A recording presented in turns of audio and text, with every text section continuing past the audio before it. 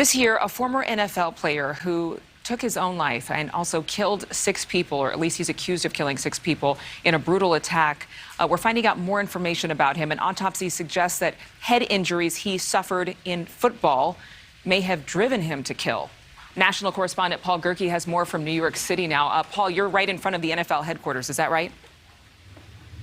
The NFL headquarters is based here in New York, and that's the epicenter of this story. We're talking about Philip Adams, a journeyman who bounced around the NFL for the better part of 6 seasons. Doctors posthumously discovered that his brain suffered from severe CTE. That's the brain disease linked to repeated head trauma that's been found in other NFL players. One neuropathologist even went as far as to compare Adams's brain to that of another former NFLer turned murderer, Aaron Hernandez. Former NFL player Philip Adams is accused of shooting and killing Dr. Robert Leslie, his wife, his 2 young grandchildren, and 2 air conditioning workers outside of the doctor's home in South Carolina back in April. Police found Adams's body inside the home with a self-inflicted gunshot wound to the head.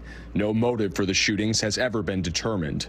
But at a press conference Tuesday, Dr. Ann McKee of Boston University's CTE Center said Adams's brain scan showed unusually severe stage 2 CTE, a disease linked to chronic brain trauma, which likely had an impact on his deteriorating mental health. I don't think he snapped. It appeared to be a cumulative progressive impairment. He was getting increasingly paranoid. He was having increasing difficulties with his memory, and he was very likely having more and more impulsive behaviors. Adams suffered numerous injuries over the course of his football career, including 2 known concussions in a 3-game span in 2012.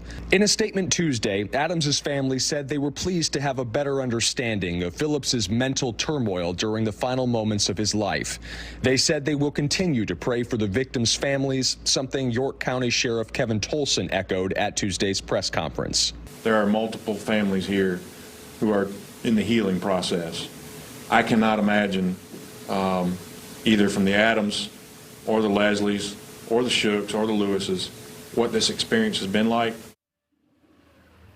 CTE typically worsens with age, although doctors at Mayo Clinic are getting better and better at recognizing some of the early signs in treating players who are suffering from it, which might lead to earlier diagnosis and then ultimately perhaps saving lives. Adrian. All right, thank you so much, Paul. The Coast Guard suspended its search for a woman who fell from her balcony off of a cruise ship. Thank you so much for watching. Make sure to click on the red subscribe button below so you can get more of NewsNation's fact-driven, unbiased coverage.